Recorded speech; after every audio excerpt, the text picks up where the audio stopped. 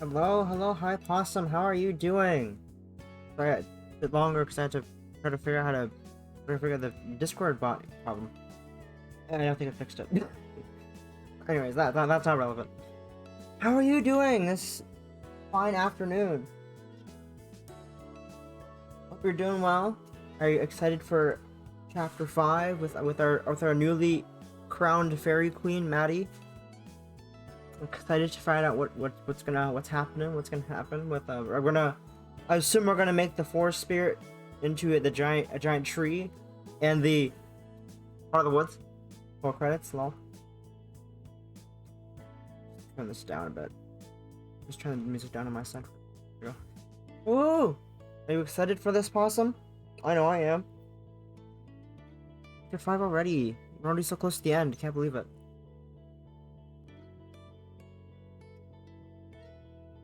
So excited. So excited. Alright, let's... Chapter 1. I have multiple chapter 4s. Why? I don't know.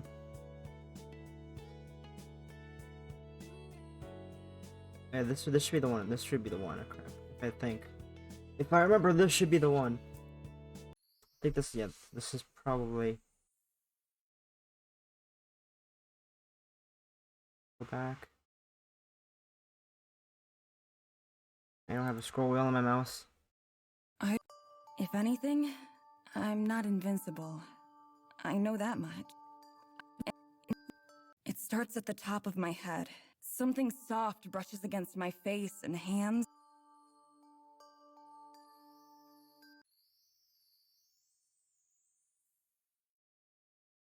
I've become the fairy queen.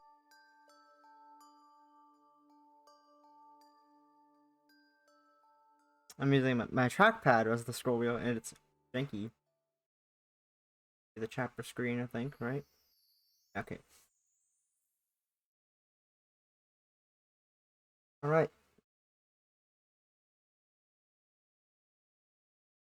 My first steps as the fairy queen are shaky. At any moment, it feels like my legs might give out from under me. Yet, at the same time, I feel a strange sort of confidence and inner strength. Fairy queen time. I don't know if magic is literally, I don't know if magic literally courses through me, through my veins or not, but it feels that way. My next few steps as fairy queen are easier. I keep my gaze fixed on Abigail as I make my way towards her. She waits patiently. Concern clearly etches on her face. The fairies buzz agitated over my head, darting and dashing in pointless patterns. They don't vocalize anything. I can hear their voices clearly in my head. Our queen! Welcome home. How does it feel? I acknowledge their words, and at the same time, feel myself be acknowledged. It comes as naturally as breathing. I promise that I'll get to them in a moment. Madison, are you alright? She clings to my side, her slender arms tight around me. Though I'm not shaking anymore, her presence is still infinitely reassuring. I press my lips to her head, and we sway gently back and forth. I can feel her too, as a part of the forest. Her presence is as warm and comforting in my hands, and in my head, as in my arms. I'm fine. I'm totally fine. She makes a sound that I think is a gasp, but that I soon realize is a sob. Abigail cries against my shoulder. Her arms tighten like a vice. I don't even want to let her go. I hold her as tightly as I can while my body is racked with sobs. Her breath and tears are warm, almost painfully hot. The thin lace of my new outfit does little to inhibit them. I'm so sorry that all of this is happening. Gently, I find my hands and take them in. I find her hand. I can't read today, jeez. Gently, I find her hands and take them in mine. I squeeze them, trying to impart the same kind of solace. that she gives me. It's okay. Really. I'm happy things turned out this way. I'm glad that I met you, no matter the circumstances. Her cries get stronger, and I drop one of her hands in order to brush her hair back from her tear-stained face. We could hold each other tightly until she's able to calm down. Meanwhile, the fairies still continue to circle up ahead, although they remain respectfully silent. Finally, Abigail heaves a steady breath and steps back just a little bit. I'm sorry again. It was just that seeing you there with the fairy light. I mean, you looked beautiful. You still do. More than beautiful. But it made me again realize everything that you've gone through. Everything I've put you through. Hi, Bruno. How are you doing? You're Larkin as usual. You have gotten better at Valorant yet? Probably not. I press a finger to her lips. She looks up at me, surprised, placing the sadness. It's okay. I'd go through all of it again to end up here with you. I mean it. You better start training. Better stop being weird and slow and use your abilities, for fuck's sake. Abigail sniffles heavily, and I can tell that she's trying not to cry again. You can make it up to me by getting out of all of this with me. She nods. That sounds more like a gift to me than the other way around. But I'll keep being selfish and take it. Good. I want you to be selfish. We kiss quickly and briefly, then separate. I look up at the fairies above me, who are glad to be noticed again. Thank you for saving me like this. I owe you my life. It's a very gay visual novel about lesbians and the supernatural stuff. It's a lot has happened. You missed 4 whole chapters, Bruno. Somehow I've ended up owing my life to way more people than I ever expected. You have 3 days to keep it. That's right! You're running out of time! We can't wait much longer! I know. I'll find a queen for you. I know that it won't be as easy as I make it sound. After meeting some of the Eisenfeld locals, I don't get the impression that any of them would be interested in the offer. Still, I have 3 days to figure it out. We'll be waiting. We know we'll see you again. With a new queen or not. The ritual finished, fairies quickly dissipate back into the trees. I'm glad there's no more ceremony or ritual to go along with my transformation. Alone with Abigail once more, head to the shore of the pond so that I can finally get a full glimpse of myself.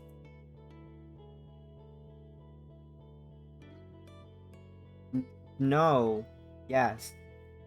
Like, you missed a lot, Bruno. There's a whole, evil supernatural thing trying to take over the forest, some shit.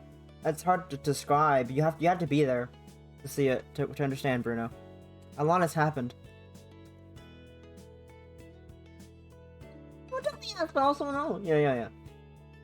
I can barely recognize my own reflection. The girl staring back at me from beneath the water looks much more suited to the position of queen than I expected. She looks calm and confident, like she's unafraid of whatever happens next. I hope that I'm not just fooling myself. I turn this way and that, admiring my new outfit. Atop my head, the flower crown that the fairies gave me fits comfortably. I wonder if it's meant to tempt me into staying. Abigail moves closer, peering into the water with me. Our reflections next to each other serve as a visible reminder as to why I can't stay. As comfortable and satisfying as this newfound gift is, I have no desire to keep it at the cost of our freedom. I'll get us out of here. Are you ready to go? I am. Okay, first things first, we need to get in touch with Morgan and Tara. They probably know more about the mayor than we do. It'll also set my mind at ease a lot. There's so much that I need to say to Tara, and even if I spent all 3 of our days just talking with her, that still wouldn't be enough time. How will we do that? Going into the village would be far too dangerous. We don't have to. We just have to get to the cabin. I flex my fingers, still acutely aware of the magical tingling. And that's easy like this. Abigail runs her fingers over mine, her skin angelically soft, like always. All right. I trust you. I curl my fingers, squeezing her hand again. Thank you. Speaking of which, there's something I think we should do. I pause a moment, while she waits expectantly. Much like the way my coronation just ended.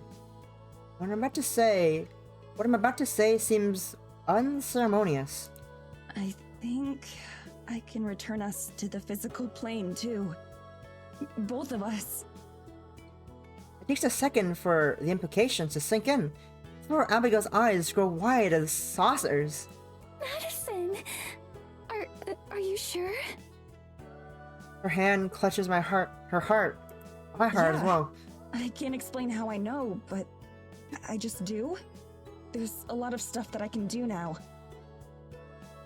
But like, the theory I came up with halfway through watching Rat stream was, so we know that you know their ghost forms are like parts of the forest, right? And they can interact with parts of the forest. Like the deer, like the dead deer, they can interact with the deer, and because they're part of the forest, and the dead deer blood parts of the forest. But the snow, they can't touch it. My theory is that the winter is unnatural, and it's not a part of the forest. That's supposed to happen. So that's why they couldn't touch the snow. That's my theory. The winter is just like how Bruno's confused. just like just how Evelyn just like creates a cold aura when she's around. Hello. Hi, Ruby. I know you. I know of you from Rat Stream. Like, Evelyn like makes a cold ass aura. And the only like warm location is the heart of the woods. So my theory is the winter is unnatural and should not be a part of the forest. I explained that horribly. I was a lot more clearer in my head on the day like it was like coherent of a thought on the day that on the night that I spun the theory, and now I've lost the correct wordings. But yeah, you get the idea. Surely. But that way, you'll be able to talk with Morgan and Tara too. And I know that we'll need all the help we can get at the end. I keep banishing thoughts of what that end will be, because there's only one way that this can end. Putting yourself to Evelyn, once and for all. I don't need that weighing on my mind along with everything else right now. I understand. You know that I wouldn't just abandon you, Madison. I know. Abigail takes a deep breath, steadying herself. Okay. I'm ready. Silently, I step forward, taking her other hand in mine as well. I close my eyes and bow my head. I feel her do the same. I can feel the magic course through me and out of me, spreading like vines from my fingers.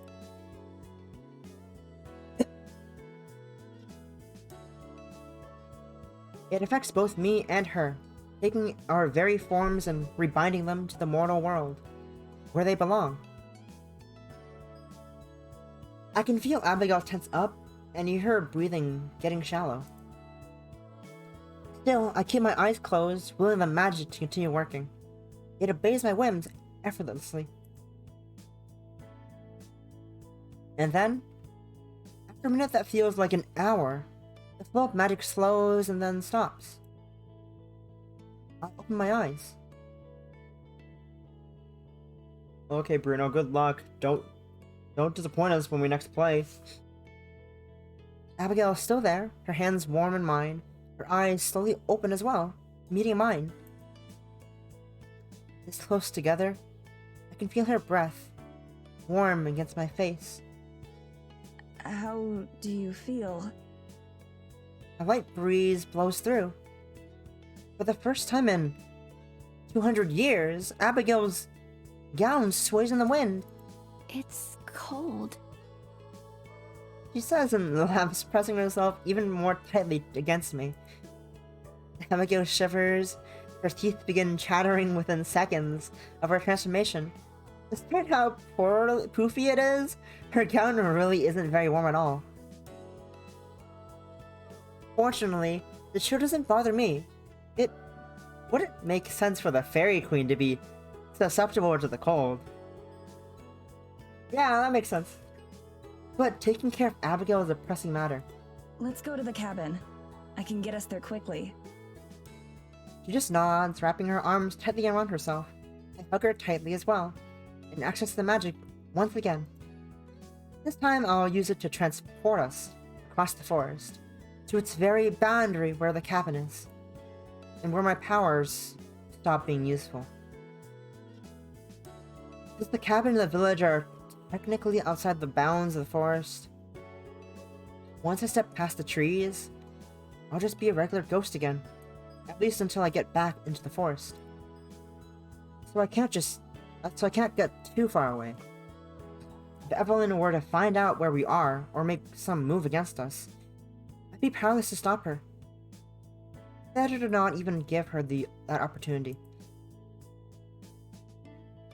Still, the transportation is smooth. It doesn't even feel like we move. Instead, we close our eyes in the fairy clearing. And when we open them again, the cabin is just in front of us. Seeing it again strikes a pang in my heart. It feels like forever ago. I guess, technically it was a lifetime ago. There's no time to get sentimental, though. Not when Abigail is like this. Instead, we hurry to the front door. Miraculously, the door is unlocked.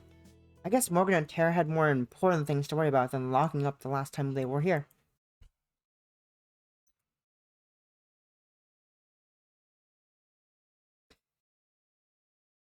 We rush inside and turn on both the lights and the heater. As warm air cracks out, Abigail's relief is palpable and immediate. She set us down onto one of the chairs, comfiness outweighing even her curiosity, for just a moment. Better? Much. She luxuriates in the feeling, eyes closed in bliss. Her fingers absent-mindedly scrape the soft cushion of the couch, which she presses her back into. It's so soft. Then she leaps her to her feet, zooming towards the kitchen. She drags her fingers along a very different surface, every different surface as she goes, stops to examine most of them. She rubs the edge of the counter. Madison, it's so smooth and cold. At the sink, she examines the faucets intently before spinning one of them. The cold water pours out over her hands, and she yelps in shock, but quickly grins. Madison, it's like a river.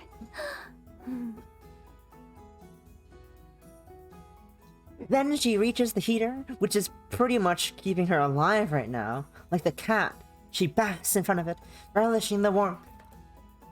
Each sensation seems to bring her immeasurable joy. For me, it'd been like a couple weeks. For Abigail, it had been 200 years without feeling warmth or cold or textures. I don't know, but it's great. We love Abigail, and guess what? No gush meter for me, so I ain't doing literal squat for this. I can gush as much as I want without doing literal squat. Unlike a certain rat we know, who has to murder her legs every time she gushes. I watch fondly. I wish we had more time to enjoy ourselves, more time to show her modern things like films. I remind myself that I can't think like that. We just don't have the time yet. We just have to get through this. Then we'll have all the time in the world. I'm going to get you some warmer clothes. I'll be right back. All right. Bro. Not the mischievous grin. She's still plopped in front of the heater, closer than I would have thought is comfortable. Smiling, I head into what had once been my bedroom. It's been rearranged a bit. My suitcase has been shoved to one corner, forgotten. My laptop sits atop my bed, although most of the video gear is missing. Tara and Morgan must have taken it with them when they left. Good thinking. I start booting up my laptop while I roll the suitcase up to my bed and start sifting through my clothes. After everything I've been through, the actions feel so mundane. That I have to give myself a second just to let it all sink in. Everything's been moving so fast since that night Abigail and I kissed by the water. There's hardly been a chance to breathe. Still, being back to unfamiliar territory with familiar comforts is reassuring. It makes me feel like a human again. Something as simple as being able to push a button on my computer and watch it respond is a miracle that I don't think I'll take for granted again. Getting used to the necessities of normal life, like eating and sleeping, will definitely take some time though. Same with keeping warm. Unfortunately for Abigail, my clothes are the only option she has. They won't fit her as well, but they should be better than the nightgown she's been wearing for so long. I complete the outfit with a cute hat. I hope she likes it. Here you go. They're not the best fit, but they should at least keep you warm. Her face, look at her face. We love Abigail. Abigail hurries over and reverently takes the bundle from me. Are these your clothes? Maybe. Yeah, they are. I hope that's okay. You're already sharing clothes? Doing faster in the relationship than I thought. Already sharing each other's clothes? Damn. She holds the bundle to her chest. I'll treasure them. I show her to the bathroom, and also explain how everything works. I have to admire her restraint in just accepting everything modern in stride. Ooh. Abigail reappears in some of Maddie's clothes, wearing a warmly knit hat, long grayish skirt, and purple coat. That is not purple. That is definitely blue. Are you okay there, narrator? It isn't too long before she reemerges once again. She holds her arms wide, the clothes hanging a little loosely from her in parts. But she's smiling. Totally purple? Yeah. And my eyes are green. Clearly. Look, my eyes are totally green. How do I look? Gorgeous. That's the word I managed to stammer out, though there's a whole slew of them that would work. Call me biased, but I think my clothes look better on her than on me. Giggling, she does a slow spin, showing off more. The person who chose them has wonderful taste. Abigail gets comfortable in the living room while I grab my laptop from the bed. I sit down beside her, turning it so that she can see. This is a computer. It can do a ton of things, but it also lets people talk via long distances. A computer. Long distances. And that's how you're going to contact Tara? Right. Abigail watches with rapt attention as I open a browser and wait for the painfully slow internet to load my email. There are so many different pictures and words. Don't you ever lose track of where you are? Yes. Write that down. Not really. You get used to it. So, do I save? Okay, where do I okay, this is okay. 2, 3, 4. No. 1, 2, 3, 3, 4, 4. I don't remember what my saving scheme was. Give me a second as I load my save so I know what my saving scheme was real quick. I am lost. Is this chapter 4? Oh, this is a choice. And this is a cute moment? Hello? Yes. I'm confused on myself. Oh, this is chapter 4. Chapter 5. Okay. I'm trying to remember how I save things. You It's get used great. to it. Surely you're being modest. I imagine very few people could operate one of these. Sure. Yeah. Maddie's just built different. Oh, the cute hearts. I love her. I wish. But really, most people have one of their own. Or even more than one. They're a really common part of everyday life.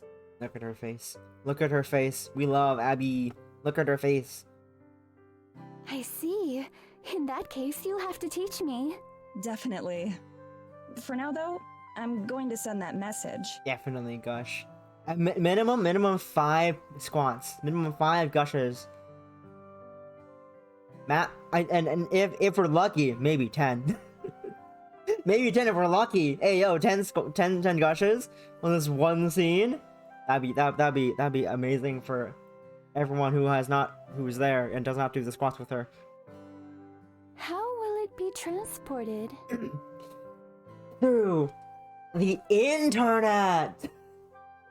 It's, How do I explain it? How do you explain data? And how do you explain data being sent to the space? How do you explain space? How do you explain a satellite? How do you explain internet? I try to think of how to explain this.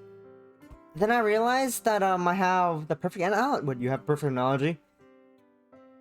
You know how the forest is all totally connected? Like, how you can sense all the different parts of it? You know, I wouldn't have thought about that, Maddie. I wouldn't have thought about using the force interconnectability as an analogy. Good for you, Maddie. That's why you're the fairy queen, and I am not. Abigail nods, and slowly her face gets pale. Medicine. Don't tell me that modern people are connected in the same way. No. No! I can't help it, I burst out laughing. Indignantly, she waits for me to finish. It takes me past the point of having to It takes me past the points of having tears in my eyes before I do. Yes, modern people are all one hive mind. It is true. Mob mentality. I can see that I was wrong. She pretends to pout, though I can see in her eyes that she's just playing. I'm sorry. Where did the second sorry come from, voice actor? It's just that you look so horrified. She laughs too. Well, imagine how I feel. Apparently nothing is impossible anymore, so I simply have to assume the worst. She snuggles against me, pressing her cheek against my shoulder, to show that she's only pretending to be upset. So, go on, do explain it then. Stares at the camera. It's not the people who are connected, but the machines. If you have a computer, you can send a message instantly to any other computer in the world. Of course, you auto blink because I don't trust the the blinking the eye tracking ability of this to use my blinking properly, because my eyes just start spazzing out when I'm blinking. Like, I can't stare properly, I have to turn auto blink off. It's more complicated than that, but that's the easy way to put it. I see. So you're going to send a message to Tara's computer? More like her phone, but yeah, sure, close enough. Right. I'm going to tell her to come and meet us here.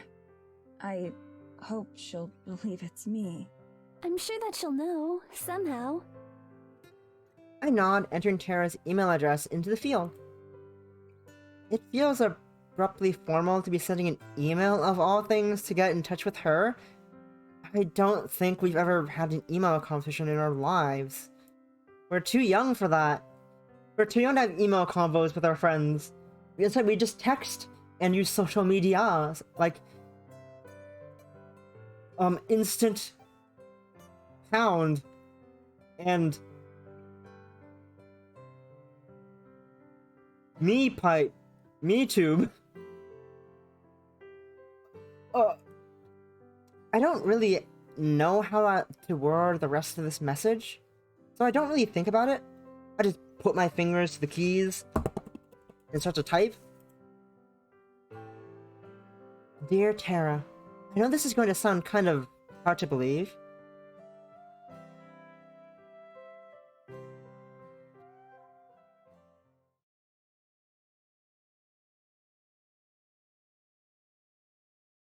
You want me to press a button?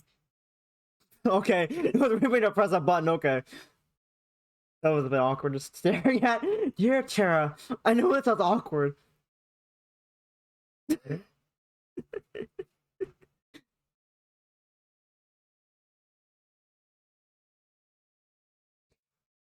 I'm acquainting Abby with modern technology. When the sound of a loud I'm acquainting Abby with modern technology. When the sound of loud noises from outside interrupt me mid-sentence. Well, one very obnoxiously loud noise. I only know one person who can make a ruckus like that. I grab Abby's hand and lead her out into the living room, just in time for Tara and Morgan to reach the door. Tara, stop for a second. We don't know for sure this isn't a trap. Yeah, but what if it's not? I can't take that chance. I'm going in. Tara, wait! The door slides open so hard it bangs against the wall. Tara flies in the doorway, probably not expecting me to be right here. Maybe even here at all. Hey. I kicked my desk and things just freaking fell. I hope that I picked up the mic that I kicked my desk. It probably didn't though. It would be funny if it did. Tell me. Did it pick up me kicking the fucking metal back of my desk? Fog. Everything I had rehearsed and planned to say in my head is forgotten in an instant. Somehow this feels more unreal than anything else so far. I never had time to doubt any of the stuff that's happened to me. I had plenty of time to doubt that I'd see Tara again. Oh, I didn't realize she had her sleeves at all, and I was confused what the fuck was wrong with with Maddie's arms for a second. I was like, what the fuck happened to her arm? Why are there freaking weird ruins on it?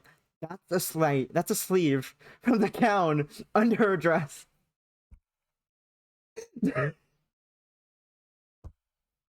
I was fucking mortified for a minute. I was like, what the fuck happened to your arms? Are you dying? Bro, don't die or else, yeah, we just got you back. Tara's mouth flaps up and down like a nutcracker statue. I don't think she forms a single coherent word. Morgan approaches from behind and places a protective hand on Tara's shoulder, which seems to reset her. She rubs her eyes and stares at me. Either she doesn't believe what she's seeing, or she's about to cry? Maybe both. You changed your look a little bit, huh? Yeah, just a little bit. When she finally speaks, her voice shakes like crazy. You like it? Tara gives me a slight nod. It makes you look like A total nerd. Bro! Without another word, she bursts into tears. She doesn't even hesitate a moment before bounding towards me. Like an excited, tear-stained racing dog. I spent so long worrying about her that seeing her safe and sound in the flesh is almost too much to handle. There were so many things that we left unsaid or unresolved. I'm just glad that there's time to fix that now. I thought you were dead. Well, I was. Funny story, I was dead. Me too. We both burst into laughter, still punctuated by sobs. But at least we both have the clarity of mind to tell that this hug has gone on for way too long. When we slip apart, she has a dumb grin on her big, dumb face. Welcome back, Mads. Good to be back, Tara. Ah! Morgan! Move aside, you're covering Tara here. Our reunion over, Morgan finally steps forward, taking Tara's hand in her own. She smiles at me, her expression soft for once. I clicked out of the game. Hey, Maddie. It's good to see you again. Her voice is as calm as ever, but the wide, genuine smile on her face tells me what these last few couple weeks have changed her as much as they changed me. You too, Morgan. I feel like I should say something more than that, but I know neither of us is much for words. It's nice to have someone else around who feels the same way for once. Before anything else, there's someone I'd like to introduce you to. I turned a gesture to Abigail, but at first she is nowhere to be seen. Then I spot a familiar flash of pink and purple lingering by my bedroom door. Right.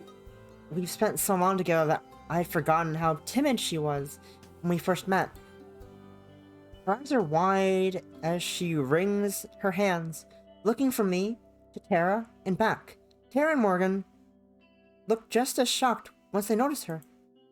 I head over to where Abigail is and take her hand. They're okay. I promise. She nods, letting herself be led back into the living room. Tara, Morgan, I'd like you to meet Abigail. I pause for a moment. She's my girlfriend. Whoa, we do have a lot to catch up on. She turns to face Abigail.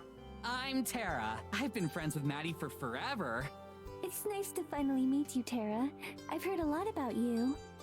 Hell yeah! All good things, I hope? Mostly. Yeah, I'll take it. Ayo, Tara, back up. Move that finger away from her boob. Oh, that's Maddie's boob, not your boob. Get it, move aside. Thank you. Morgan steps forward too. Morgan, nice to meet you. They do have the same green eyes. Abigail nods politely. You as well. So, let's sit down. We've got a lot of catching up to do and not a whole lot of time to do it. The four of us move to the couch and sit down. Right as we do though, a loud grumble from beside me. Abigail clutches her stomach, looking absolutely mortified. What was that? What's happening? She has been hungry for 200 years. I forgot about that. Oh, yeah. We should probably eat something. Eat. Yes? Eat? Her eyes light up. That's right. I'm hungry. Morgan and Tara look baffled. I can't blame them for that one. Like I said, long story. Is there anything to eat? It's been a long time since either of us have had a meal. I'll make us some breakfast. Cross your fingers for pancake mix. Crossing fingers. Pancake mix? Anyway, Huh. I think that's everything. Pancake mix confirmed. They got everything for pancakes, guys. Minus the really juicy stuff, anyway. Why would there be juice in your pancake? Tara, are you okay? Why do you have juice in your pancakes? Why do you put juice in your pancakes, Tara? Maybe that's why you don't make pancakes and you're bad at cooking, because you put juice in them. I'm okay with not hearing about that. Thanks. Abigail now finally finishes her meal, wraps her arm around mine, and rests her head against me.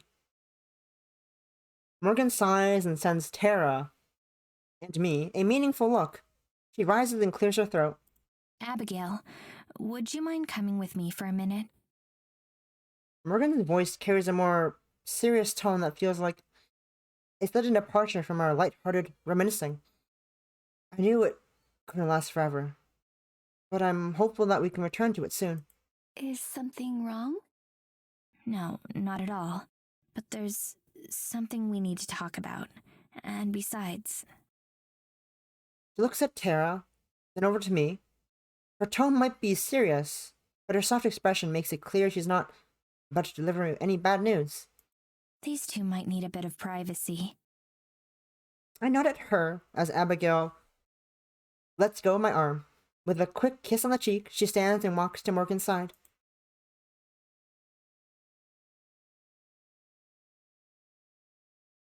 The two of them head towards the bedrooms, leaving Tara and I to just stare at each other in silence. We look away from each other awkwardly as I try to think of what to say. Did I speak first? Should I wait for her? What did I say? She knows how much I missed her, but there was so much tension between us before I died, I never had a chance to apologize for hiding Abigail or for how I handled telling her I was going to quit. I know. That's why I paused so long. What's wrong? What's terrifying? What's happening? I take a deep breath and raise my head. I just need to go for it. I spent enough time waiting to speak. Whatever happens, happens. I'm sorry. I shouldn't have. It was really shitty of me to... I just. We both slam our mouths shut again. Tara's face reddens and she chuckles softly. Maybe we should take turns. No. Keep talking at the same time.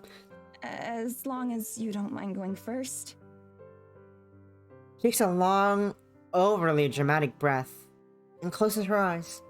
I know I was shitty to you about leaving. I should have listened to you and accepted it instead of being all bitter and passive-aggressive. And I know I was even shittier once we got evidence. I shouldn't have frozen you out like that. Maybe a bad choice of words there, Tara. Yes, I died in the ice. I died on the snow, remember? I froze to death. I mean, I shouldn't have ignored you the way I did. I want you to be a part of Terranormal. I really do. Trying to exclude you was stupid and impulsive. She looks me right in the eyes, and I can tell that all her typical bravado is gone. This is pure, naked honesty.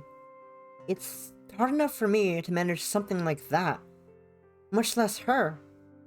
She really put her heart into this. I'm more than grateful for that. When all of this is over, whatever you decide to do, I won't stand in your way. You know I always want you to be a part of Terranormal, but you gotta be your own person. What? Of course it is, Bruno. You're playing Valorant. You need to know directions of where your enemies are. Having music blaring in your ears makes it hard to hear where the footsteps are.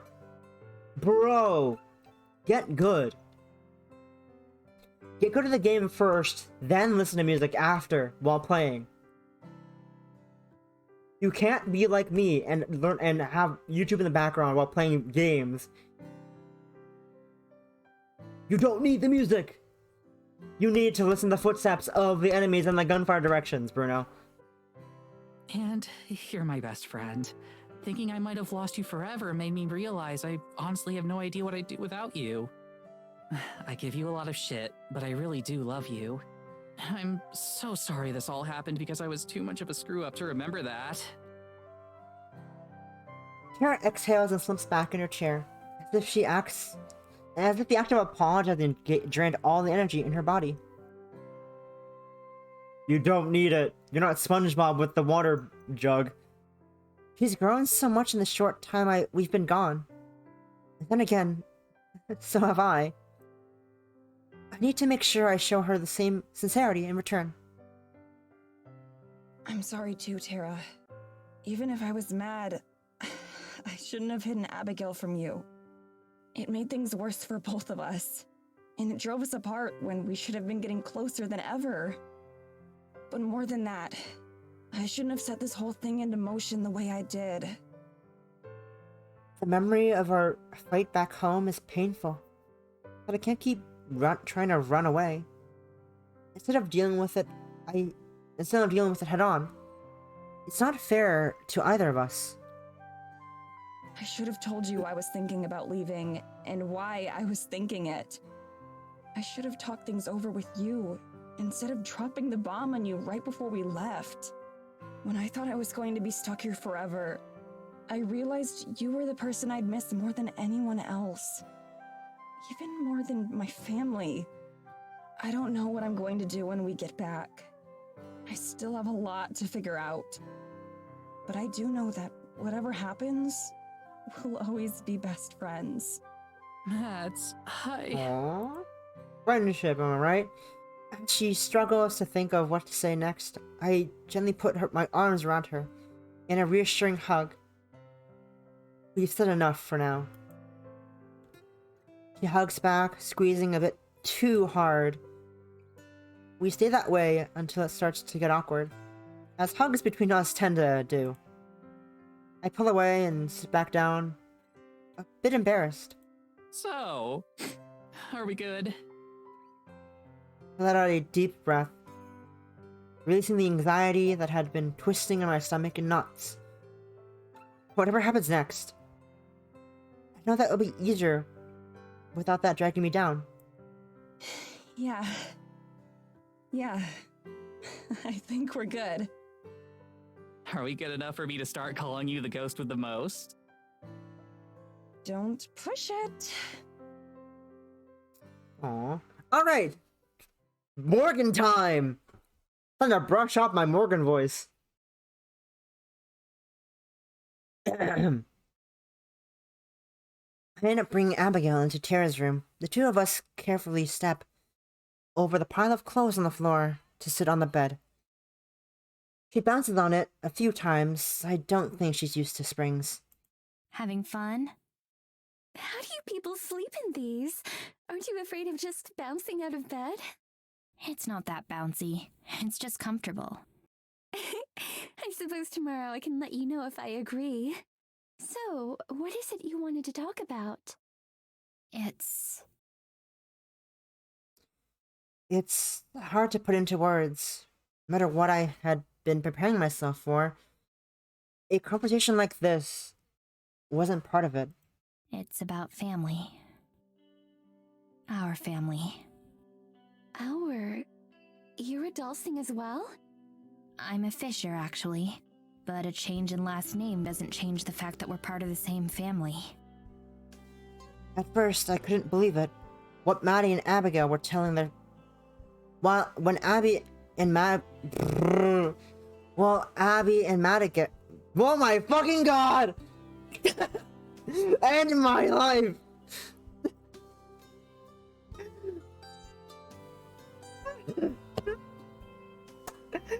While Maddie and Abigail were telling their story, I thought that there must have been some sort of misunderstanding, or that I'd heard wrong. But the details of all matched up, not just with what Evelyn's told me over the years to try to break my spirit, but with the notes and journals left behind by those before me. So she hasn't changed after all these years. It's still us. Yeah, I'm supposed to be next. There isn't anyone else. No siblings or aunts or uncles. Just me and her. She makes a sound of sympathy and moves close to me on the bed, touching my shoulder gently. I tense up, almost shaking hard enough to shrug her off, but she remains. I don't want to be that person anymore. The one afraid of letting anyone close, physically or emotionally. I'm sorry. I just nod. I can tell that she doesn't know what to say either, and that's fine. Do you mind if I ask you something? Sure. Why didn't you leave? Back in my time, it wasn't even a possibility. There was no way I could have escaped. We wouldn't have gotten very far if we'd tried. But now, Madison's told me about all sorts of fantastic machines and devices. Surely you could have gone. I shrug. Of course I considered it. Dreamed about it even. But there's no way she could know that. And besides... I thought about running away many times. I thought of a lot of different ways to make sure she couldn't hurt me anymore. But the same thing stopped me every time. She wouldn't just give up because I'm not around. She'd find someone else, just like she always has. And they'd die instead. I brace for her to tell me that's ridiculous, and that I should have put myself first, or to burst into tears at the very notion. Instead, she laughs. Not a very funny, it's not a very happy laugh, though. I see. I understand. Truly. I chose to die for someone else's sake as well. Someone I cared about very deeply. She sighs wistfully, remembering days long gone. I can't help but smile, the same way that she laughed. I see I'm just carrying on the family tradition then. Let's make sure it ends with you. Don't we want to make sure it ends with her mother, and not her? Because that would be bad if she has to die to end this. You know? I nod. It will. One way or another. I am glad, though, to know that her family turned out to have people as wonderful as you. I'm really not anything that special. I disagree. Not just anyone could have done what you have. Yeah, wait, Andrew, what do you mean, Andrew, wait, huh? What do you mean, huh? Whoa, come, what, She leans forward, wrapping her arms around me in a gentle hug. This time, I don't hesitate. I hug her back. Family. It's never been a word that really meant much to me. All I ever had was the monster in my home. Now, though, I realize that that's no longer the case. We separate and I gesture towards the door. She nods. Together, we leave the room and we join the rest of our family. Aww. Aww, so cute. What the fuck? Bro.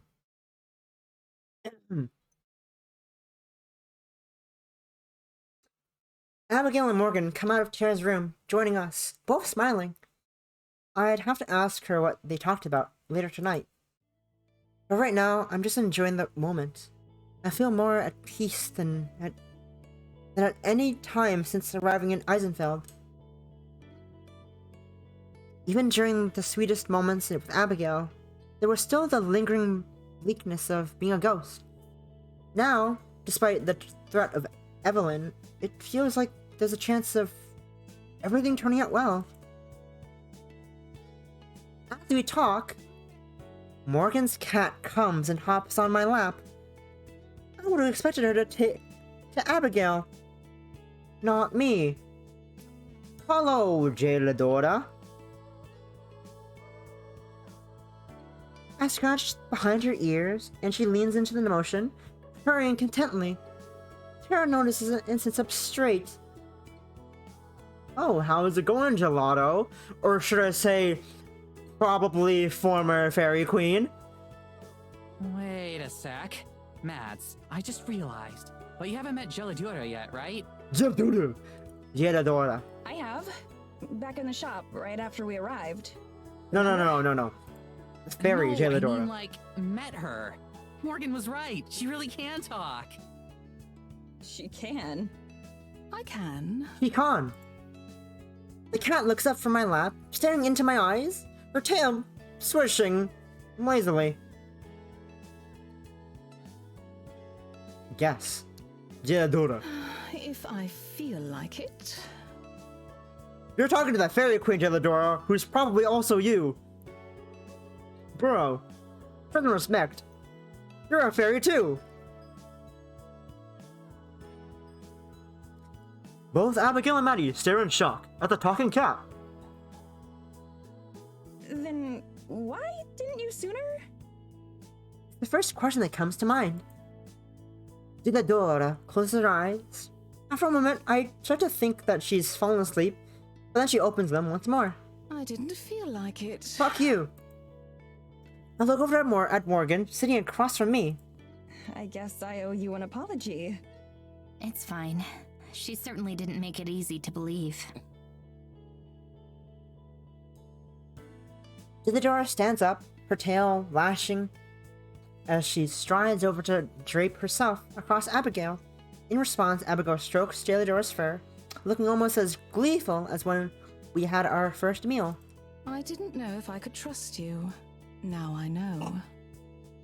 I lead the two of them to their cooing and cuddling, and walk over to the front window, peering outside. How many times have I stared at the stars these past few nights? Abigail taught me a few constellations, but tonight, it looks like an entirely different sky. I rest my head against the window pane, soaking in the starlight and calm. Hey, by the way, you said you only came into the village that one time, right?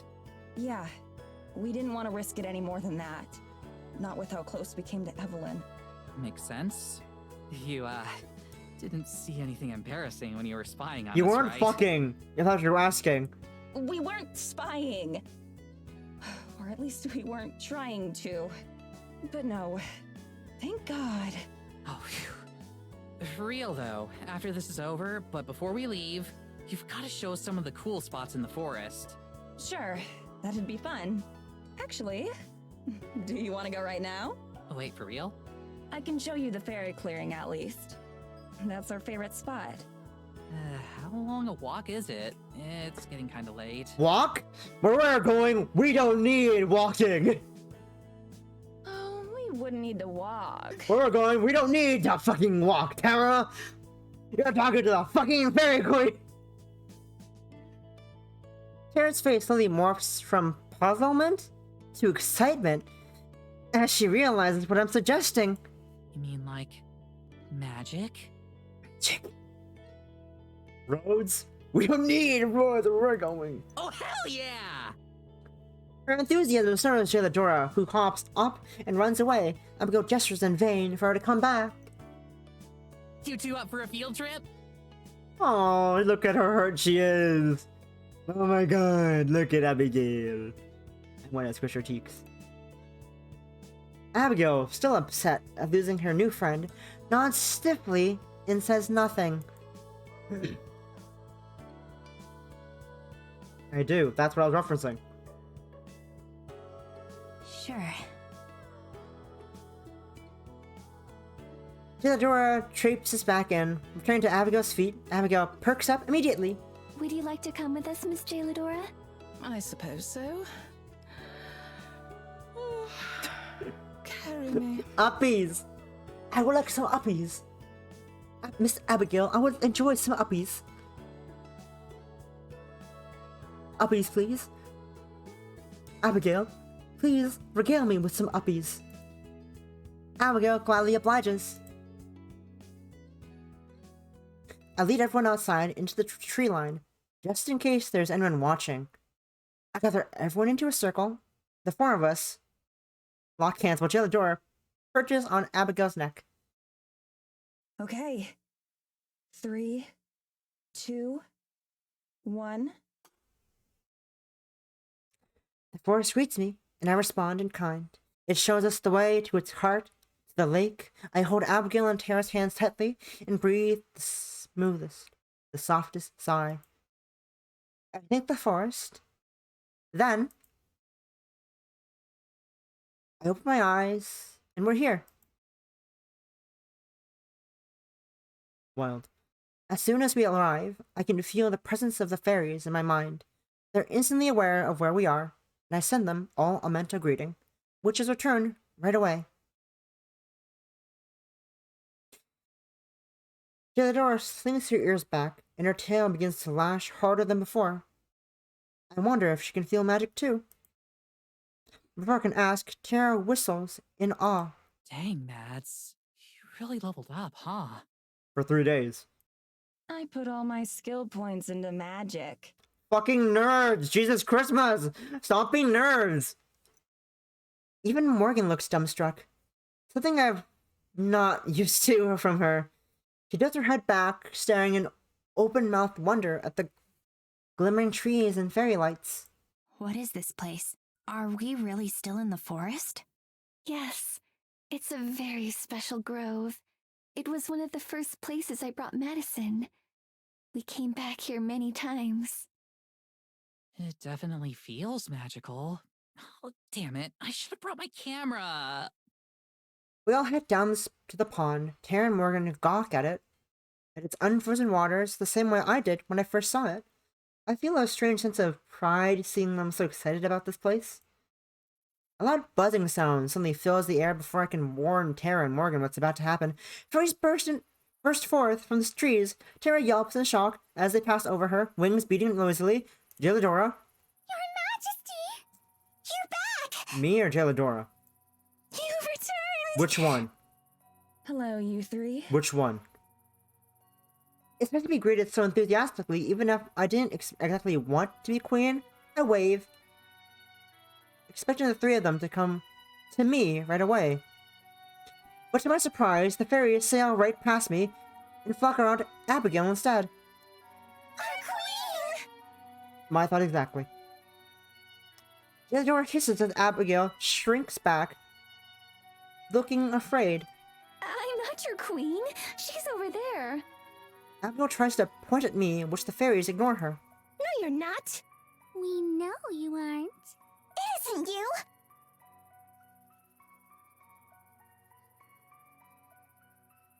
One of them reaches for Jaladora, and she swats at the fairies with one paw, just like Abigail did when we first encountered them.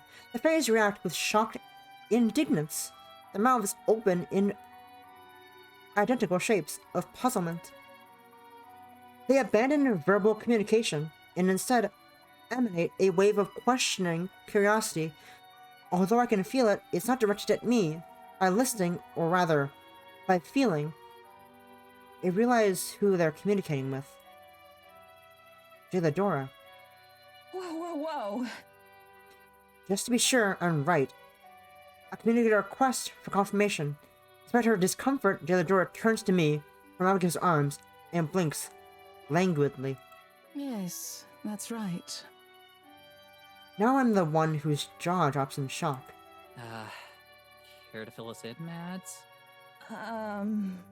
Cat? Jaladora? Fairy Queen. Everyone is silent for a moment, even the fairies. Then Abigail clears her throat. Does that mean I should set you down then? No, this is fine. Wait a second. A little seed of hope blooms instantly within my heart. The fairies answer my question before I can ever think of it. The seed of hope withers and dies in response. Maddie? I close my eyes tightly. I see Jaladora in my mind's eye, and the rest of the world fades away as I speak to her. Once again, the fabric of time tears and disappears. The fairies guide our voices. Jaladora can't be Fairy Queen. Not anymore. Not after what Moonsick... Not after what the Moonsick one did to her. Evelyn. The last pieces of the puzzle fall into place. I see it clearly. Evelyn, the rogue fairy, burning down the moonlight. Burning under the moonlight. The Fairy Queen ritual gone wrong. Jaladora running after Evelyn. And then disappearing. Without realizing it, I've reached out for Jaladora. Stroking her fur, the fairies and I communicate with the heart of the woods. To free her and restore her rightful place to the throne. The woods usher forth its strength. The fairies conglomerate around us, the buzzing increasing in frequency until it's a dull hum. I reach within myself. The waxing moon basks the scene. I gather its light into a pool of my hands. Reaching out, I feel the magic under the door begin to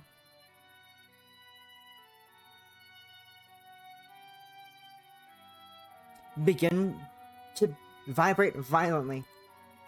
It burns to the touch. Gildura yowls in pain, and all at once the magic shatters and melts away. With a gasp, I'm back to the present. Abigail rushes over to catch me, and the effects of time return. Their interest in their obsolete queen waning, the fairies clump back up and get ready to depart. We'll see you again soon. When the moon is at its brightest. One way or another. Wow, they fucking suck. With that cheerful reminder, sure, they take off, fading out of sight. I separate their thoughts from my own and push them away. Madison, what happened? Take a deep breath and steady myself. Abigail scoops the pained Gildura into her arms, petting and cooing. It's a long story. I'll tell you later. Gilladora, are you alright? Yes. It was foolish to think you, new Spring Queen, could dispel such a powerful curse on a waxing moon. Gildura turns away and grooms herself. I feel a rush of guilt. Tara touches my arm slightly. You okay, Mads? Yeah, I'm fine. With a shot at least, Gildura, come on. She grins and pats my head. Trying to ease the mood, she stretches wide and lets out a huge, nervous laugh. Oh, good. Well, that wasn't like anything I expected. The fairies, especially. What did you think they'd be like? I have no idea. But it definitely didn't involve your cat being a queen. I would have gotten you the nicer cat food if I'd known. Yo, Gelato, how come you never told us you were a fairy queen? There we go. There's Gelato. Gildura doesn't deign to look at Tara. You never asked. For fuck's sake, Gildura. Fuck you. Once again. As soon as we arrive back at the cabin, Abigail makes a mad dash towards the couch and flops down on it with a loud thud. I'm a little surprised by how quickly she covers the distance. Gelato leaps from her arms and trots over to the kitchen, immediately sticking her face in her food bowl. Oh, my feet. Are they sore? I can imagine walking around again after so long might be a bit draining. No, it's not that. It's these boots. Oh. Abigail kicks off her boots and sets them flying, eliciting a yelp of surprise when Tara, as one of the boots nearly hits her dead on. Your feet are bigger than mine. Do you have any idea what it feels like to get snow in your boots for the first time in 200 years? Oh, I love her so much. The three of us shudder in unison at the thought. Tara takes another step away from the boot, as if she's afraid of it infecting her with cold feet. I can tell you right now that when we do go to America, I'm going to be spending the entirety of the winter months indoors. I can't help grinning at her words, even if it wasn't entirely serious. That's the first time I've heard her speak about our future together with that much certainty.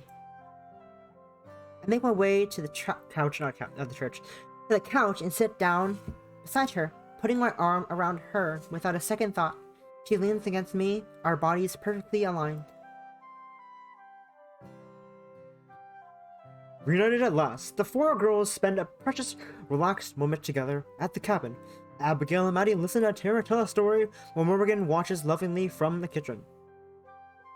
When the summer months roll around, I am definitely taking you ladies to the beach. Abigail instantly perks up at that, clasping her hands together and leaning towards Tara with a huge grin on her face. Yes! Good goodness! The sand, the sun. I'd love to see the ocean.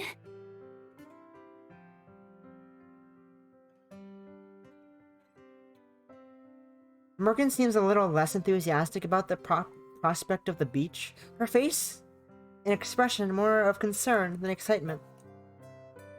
Let me second to throw the screenshot into somewhere I can save. This Discord server? No. This Discord server. Where is it? There it is.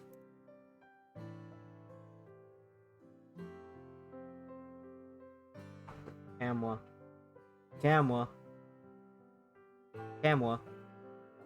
If we go to the beach, I'm going to end up looking like a lobster. Yeah, but you'd be a really hot lobster. I try as hard as I can to press a groan, but Morgan and Abigail both chuckle. Abigail and I can understand, but the fact that Morgan generally finds this kind of thing endearing is baffling. Thanks, babe. So, Abigail, what's the most interesting invention you've seen since you came back? A laptop. I suppose... I haven't seen much of it, but the internet seems like a wonderful tool. I love the idea of being connected and sharing thoughts, feelings, and creativity with everyone around the world. My girl! There isn't a single person more qualified to teach you about the internet than I am. We are gonna have a blast. There is no way I'm going to let you be the one to show her around the web. You get into enough trouble on your own. But Madison, doesn't Tara perform on the internet? I assume that means she's very knowledgeable about its workings.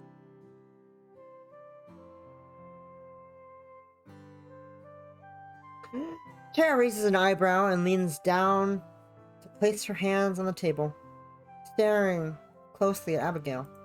So Mads told you about Terranormal, huh? Oh no. She told me some things. I know you tell stories about supernatural occurrences and that you take them very seriously, even when they're quite obviously untrue. Did she now? Sweetie, maybe we should... And she told me that people all over the world enjoy watching you. It sounds like you must be an incredible storyteller. Nice save. Tara breaks into the same massive grin she always puts on when she knows she's found a new audience. You don't know the half of it, Abby. I've got a million of them.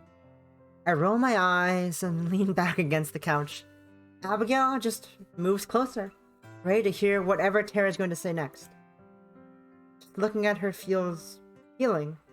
If listening to Tara's stories makes her happy, then Tara can tell as many stories as she wants. Not that I'd ever tell Tara that, of course. One story turns to another. Morgan and I just will chime in with a correction every now and then. But we mostly let Tara work her magic.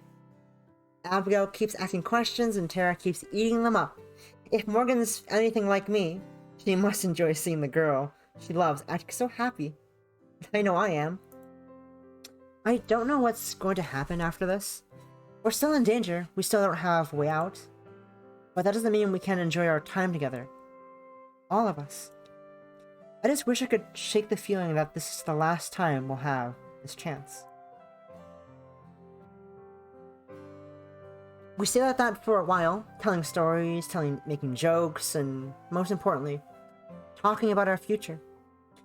Whether it happens or not, talking about it puts all of us at ease. We talk about sharing technology with Abigail, getting her and Morgan new wardrobes, where we're gonna go on our dates when we get back. In those moments, it all feels real. Like we're remembering moments of what haven't happened yet. Eventually, the sun begins to dip below the horizon. We have another huge meal to Abigail's delight. Afterwards, Tara tells her even more stories as Morgan and I clean up after them. I'm not sure if the four of us are going to stay in one apartment for long when we get back, but I think I'd rather enjoy being together, being around Tara and Morgan. Not as much as I enjoy being around Abigail, of course, but enough enjoyment to make me want to stick with them. Okay, I'm checking my posture, I'm stretching, I'm drinking water. Thank you for the head pats.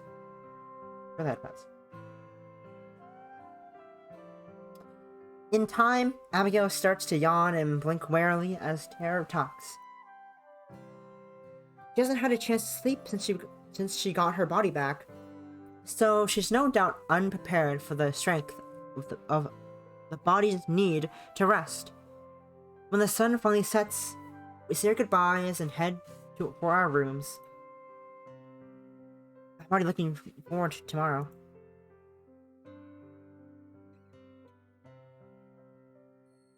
Okay, I am going to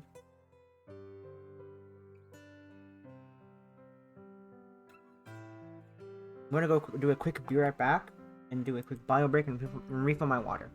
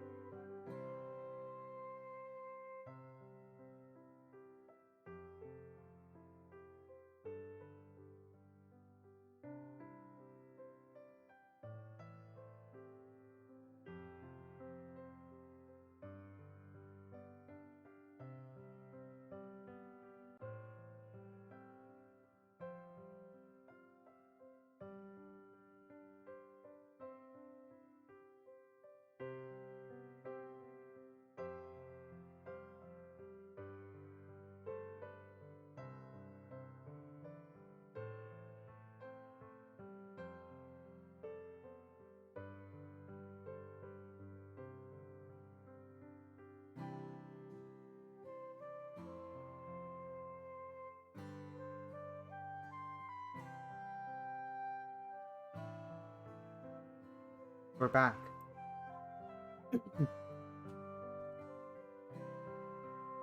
I close the door of Tara's room and lean against it, steadying myself. I'm still trying to process everything that's happened. I have family. Real family. Family that doesn't want to hurt me. I'm not just talking about Abigail. When I was watching the three of them talk and laugh together, I felt like I was home. Like this is where I've always belonged. Hey, you okay? Sarah sitting on the bed, in front of Morgan, worried. Yeah, I'm okay. Sorry, just trying to wrap my head around all this. I getcha. There's a lot to unpack. You can take your time with it.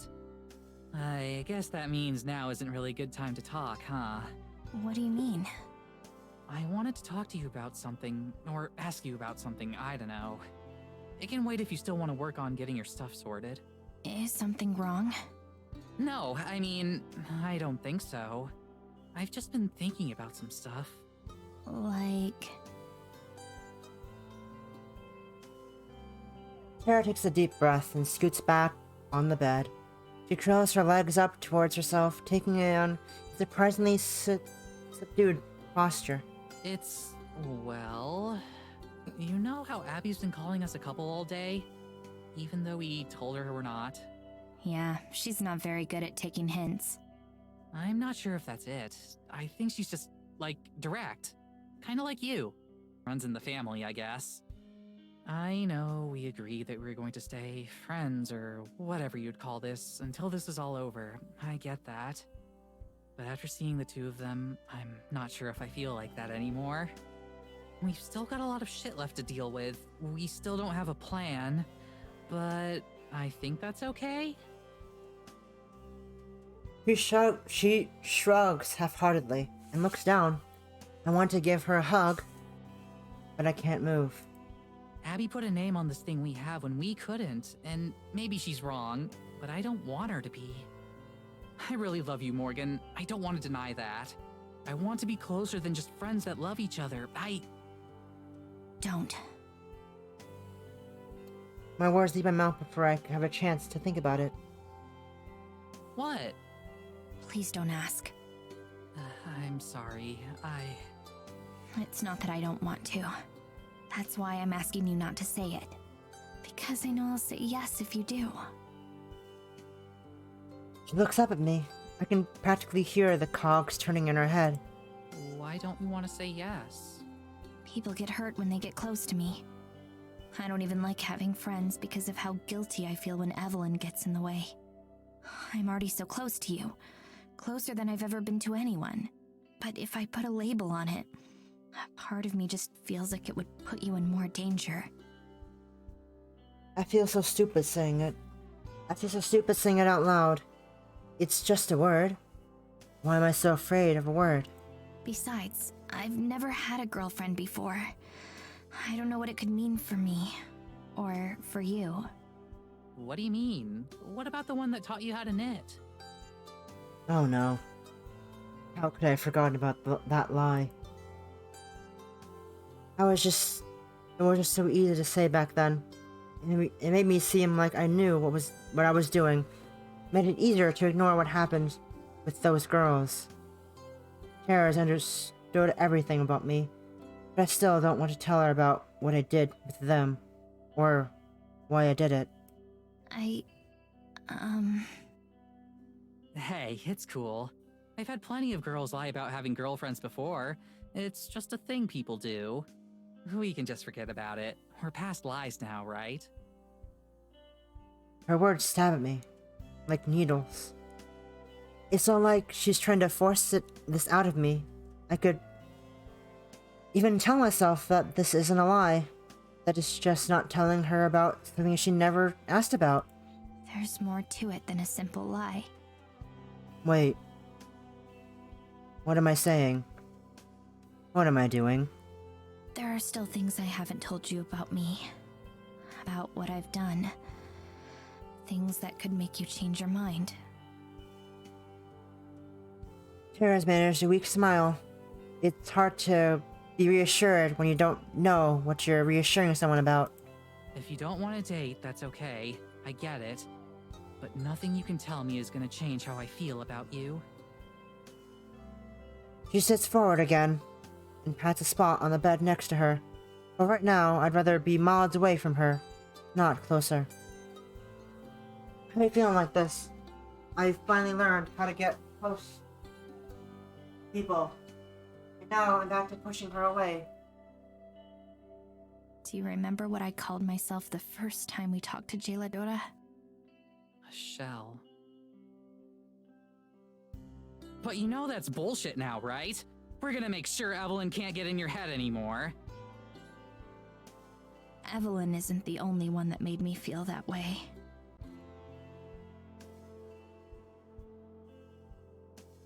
My throat feels dry. I need something to drink, but I know what'll happen if I stop.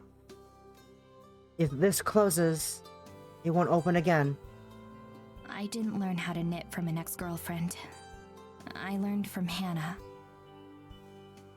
I had feelings for her. We were close. But she cut off all contact with me when I told her how I felt. Word travels fast in Eisenfeld. Within a week, everyone in the village knew I was gay. That's when bad things started happening to Hannah. She slipped on a patch of ice and broke her leg. A few days later, her dog died. The next week, she came down with the worst flu any of us had ever seen. I see. I knew it was Evelyn's doing. but who was going to believe me? As far as they were concerned, all this happened because she rejected me. I'm pretty sure some of the older people in the village still think I'm a witch. I clench my fists, digging my nails as far into my palm as they'll go before my limbs freeze up. As far as they'll go, until the icy hex within me takes over again. Nobody talked to me for a month. You told me that you spoke to some girls our age back when you were doing interviews. Did you ask them about me? Yeah, we did. What did they say? Nothing really bad or anything. One of them seemed closer to you than the other two, and her friend was kind of teasing her about it. Just typical stuff. As if any of them have the right to mock each other. They're all the same. I probably slept with her. I wait for Tara to voice her disbelief, but she doesn't say a word. After Hannah got better, girls started coming by the store. They always had some kind of excuse. They'd start dropping hints, talk about how they'd always been curious about what it was like to be with a girl, how they didn't have anywhere to be that day. Are you sure, Bruno? I still can't look at her. Any rational person would judge me for this. I know I've judged myself plenty. They always left right after. Most of them wouldn't talk about it.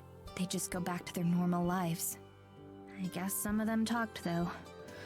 Soon enough, I got a reputation. I knew I was being used. I resigned myself to being a shell. So I let them use that shell. I don't know when it started moving. Before I knew it, I'm standing by the bed. Evelyn never let me feel like this body belonged to me. She chose my clothes, she chose my style, she even chose what I do with my hair.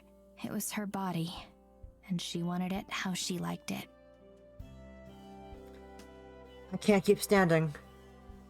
As much as I want to push away, I sit down next to Tara. Looking at her face, I can't tell what she's thinking. My mind runs through every worst case scenario as I make myself push onward. But things have been different with you. For the first time, sex started to mean something. Being open started to seem possible. Being myself started to seem possible. I don't know you when she's Bruno. You can before you play them, you can always trust them on in the range again.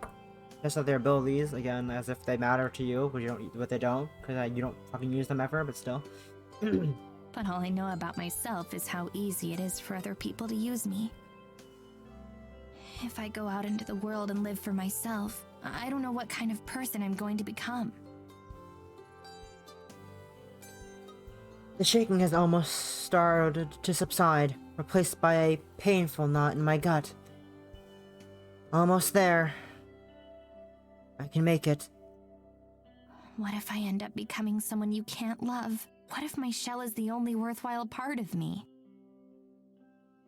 Without warning, Tara throws her arms around me, pulling me close.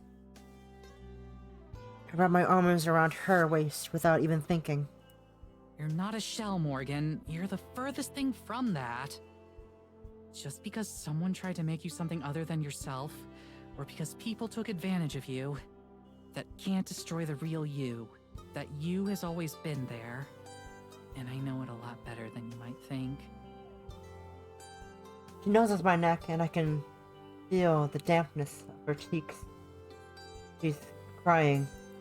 You've got passion, you've got personality, you've got conviction, you've got so much awesome stuff in you that I couldn't name it all if you gave me a whole week. All of that is the real you. And that's the girl I'm in love with. The girl I want to be with no matter what. And I want to put a name on it so you know that'll never change. We pull apart and she wipes the tears from her eyes. I don't really know a non-cheesy way to put it, so... will you be my girlfriend? If you're okay with everything I've done, with everything I still have to do, then how could I say no? Tara instantly let out a loud, long wheeze and clutches her hand in her chest. Is she okay? You good? Yeah, give me a minute. That? I didn't press any buttons there, what the fuck? I feel like my body's trying to overcome being allergic to commitment right now. I awkwardly pat her on the shoulder. It's obvious that neither of us have any idea what we're supposed to do in a situation like this. Kara grabs me by the waist, gently leads us over to the bed. Bunch order on the bed. I press my forehead against hers, and for once, I allow myself to be comforted. She strokes my hair, time slows to a standstill. We kiss. This could be our last night together, but in a way, it's our first night together too. And I'm going to make the most of it.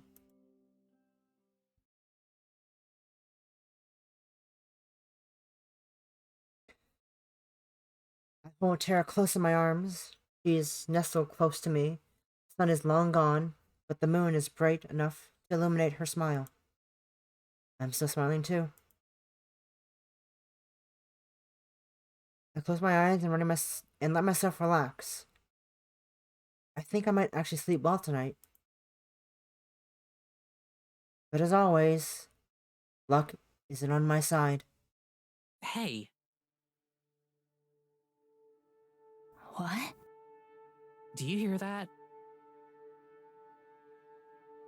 I strain my ears and see if I can sense anything out of the ordinary. But apart from the usual sounds of the forest, it's silent. I can't hear anything. Maybe you dreamed it? Unless this is a dream, it's definitely real. I can hear it right now, I swear. I sit up in bed and look over at her. She's already most of the way up, and her head's swaying as she looks for the source of whatever she's hearing. Well, what does it sound like? Kinda like, She makes a noise, she makes a strange whooshing noise, and twirls her arms around. I don't see how arm motions are part of a sound, but I doubt I'd understand what she's talking about, no matter how she puts it. She looks back at me for confirmation, but all I can do is shrug. In response, she jumps out of bed and starts pushing her clothes on. I'm gonna go see what it is. You coming? Whether or not the sound is real, I'm not about to let her go out on her own. I promise I'll protect her, and that includes protecting her from mysterious noises. Right behind you. Besides, as powerful Maddie is, there's still a chance Evelyn could be trying something. I follow her out of the bedroom and pull on my shoes. She gives me a quick grin in response, excited to have me along for the ride again. Tara bolts out the door as I finish tying my laces. A second later, I hear her banging on the door from Maddie and Abigail's room. Mats! Are you guys making that noise? I pull on my sweater and walk into the hall in time to see Maddie slowly open the door to her room, covering herself with a blanket. Tara. It's nearly 2 in the morning. Whatever this is, can it wait till morning? Come on, not you too. I thought it was coming from your room. Abigail's voice calls out from the room along with the rustling of sheets. What was coming from our room? Are you kidding me? She turns and storms away from the door, moving out into the kitchen. I nod apologetically at Maddie before following Tara. Babe, come on. Let's just go back to bed. I'm sure that whatever it is can wait until morning. I don't think it can, Morgan. It keeps getting louder though. What if it's something dangerous? Maybe Evelyn has her own evil forest spirit and she's riding it towards the cabin or something. There's a pang in my heart. It's cold and familiar. The sound is that loud, but none of us can hear it. Maybe it's only meant for her to hear. As I try to figure out how to get her back to bed, Maddie and Abigail join me in the hallway. So, what you doing this time? She woke up hearing some kind of whooshing noise that I couldn't hear. I thought she'd just imagined it, but she can still hear it. Maddie rubs her chin, puzzled. Abigail looks out at Tara with a worried expression. I can't shake this unsettling feeling from my chest either. This isn't the first time something like this has happened, so I'd be inclined to dismiss it. But with everything else that's happened this month... Before we can finish her sentence, Tara turns towards the door. There! It's right outside! Abigail realizes it first. She steps towards Tara, reaching out her hand. Tara, don't! What if it's... Oh no. No. No, no, no. I'm an idiot. Why didn't I figure it out sooner? Tara, stay away from the door! She doesn't look back as she takes another step towards the door. I will myself to start moving again. Now you guys are actually gonna be able to see what I'm talking about. Tara, what the fuck are you on? You're gonna feel so dumb for doubting me. I'm running towards her, but it's too late. She grabs the handle and throws the door open. Wait, what? There's nothing outside. Maybe that sight will be enough to bring her back to her senses. The sound's gone. It was right there. She turns back to look at me. I'm only a couple of steps away, and I can see the expression on her face. She's terrified. Babe, what? A flash of light fills the room. I'm stopped dead in my tracks as I raise my arm to cover my eyes. Tara! The light dissipates. My eyes slowly readjust. In the haze, my fears are confirmed. She's gone. Tara's gone. I'm frozen. I can't process what's happening. I'm not sure how long the tears start rolling down my face before I've noticed them. Maddie and Abigail look at me in silence. And then I start screaming. I've never made a noise like this. It's an angry roar that fills the cabin. No! Morgan, It was supposed to be me! It's happening again. Just like everyone before me. I love her. And now, because of me, I collapse to the ground. Not her. Please. Hot tears fall from my cheeks to the floor below. I feel a pair of arms wrap around me and a voice in my ear. Morgan, it's okay. It'll be okay. I quickly turn towards her. She and Madison both stand close to me. I can see how worried they are for Tara and for me. Maddie puts her hands on my shoulder. I flinch, but I don't pull away. She's still alive. I can feel it. Whatever just happened didn't kill her, but it did move her. I can't figure out where yet, but I can sense her. Somehow. You're sure? I'm sure. We can find her. I think I know where she might be. Where? If it was Evelyn who took her, she most likely brought her to the church. That's where she performed the ritual to... She trails off, but I know what she was about to say. The transfer ritual. She wants Tara's body. But why her? That's what she was raising me for. Why would she take her? I'm not sure, but I've got a feeling there's only one way to find out. I'd hoped we'd have enough time to come up with an actual plan before we had to face her. But we can't just let her have Tara. I'm already heading for the door. Maddie and Abigail fall behind me. We can figure something out on the way. Let's go.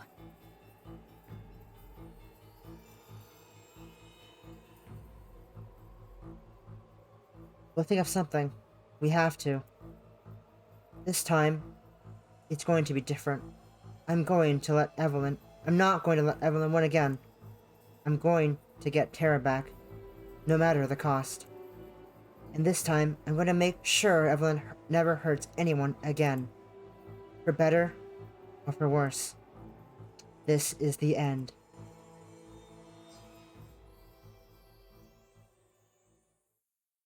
Are you kidding me? That's the whole chapter? That was the whole chapter. Are you kidding me?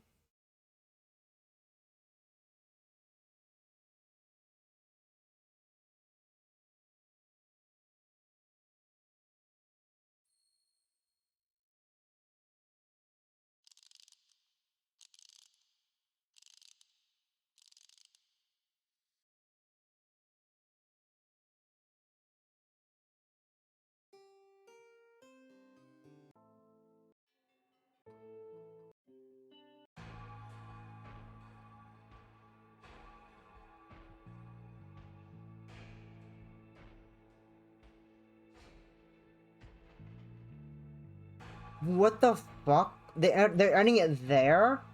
On what in the name of?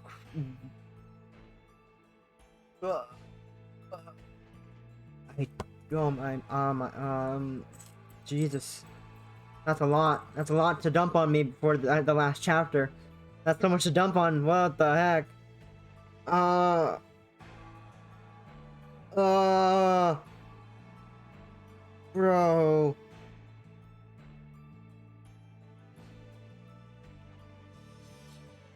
Whoa. Whoa. That was so short. That was so intense. What the fuck?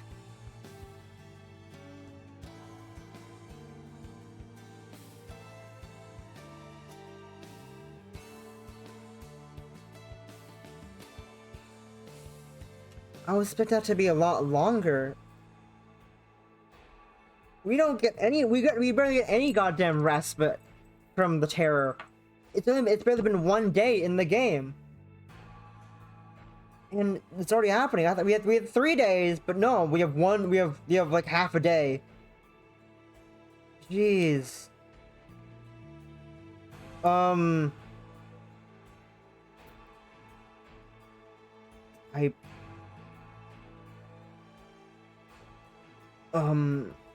don't know what. I guess that's the stream. I guess that's it. I guess I'll find someone to raid now.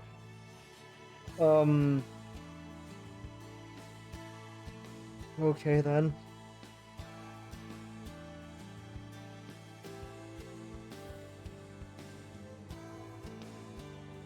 I'm so surprised because all the other chapters were like 3 hours. 3 to 4, and this one was barely 2.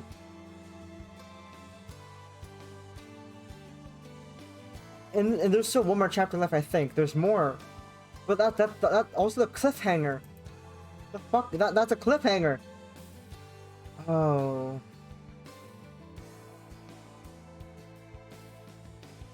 The cinematic is cut before the storm.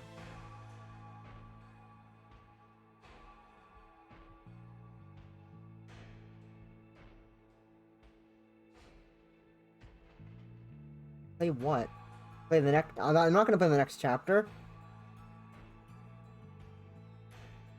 I don't know how long the next chapter is. Plus, I don't have all the time. I don't have to do 3 hours or whatever long it is. I'll just do. Oh, bro, why is someone streaming soccer in the Amori category?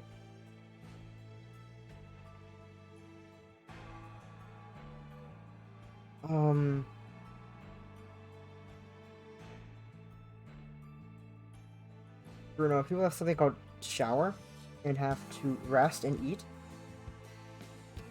Nah, fam. I have standards.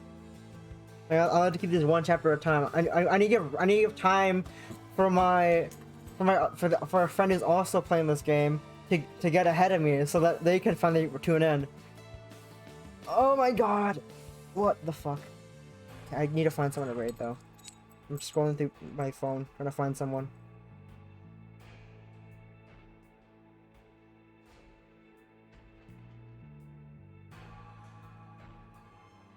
There, I can't find anyone. Yeah, come on. Anyone else playing this game? Let's see.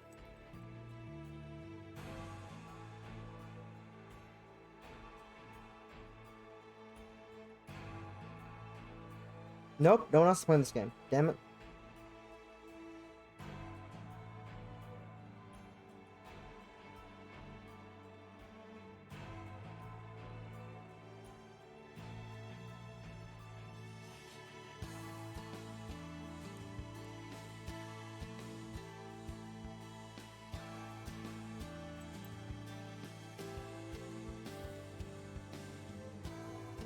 Um...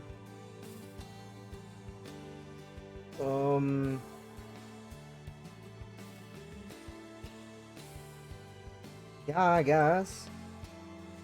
I like keeping these one chapter per stream. It's nice categorized, not weirdly scattered.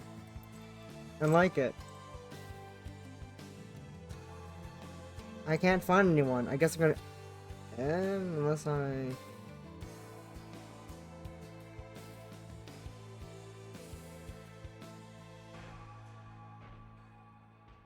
Be someone. Thing.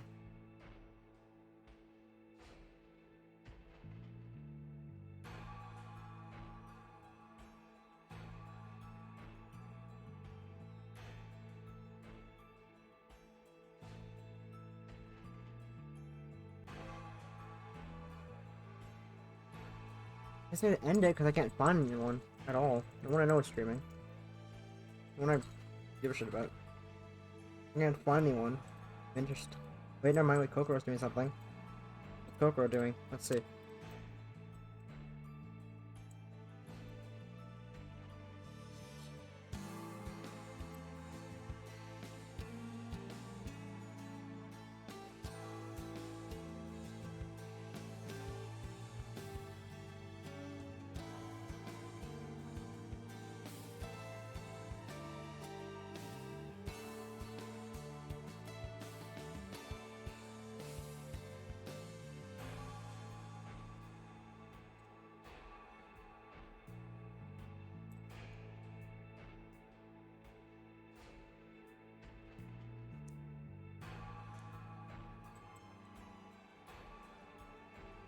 I guess I found someone to raid. Alright, we're gonna raid Kokoro.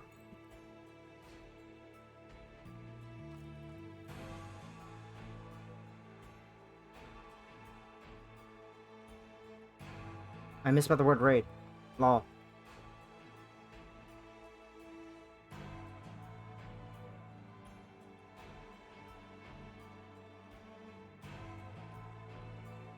Anyways, with that, with that abrupt ending and cliffhanger to chapter 5,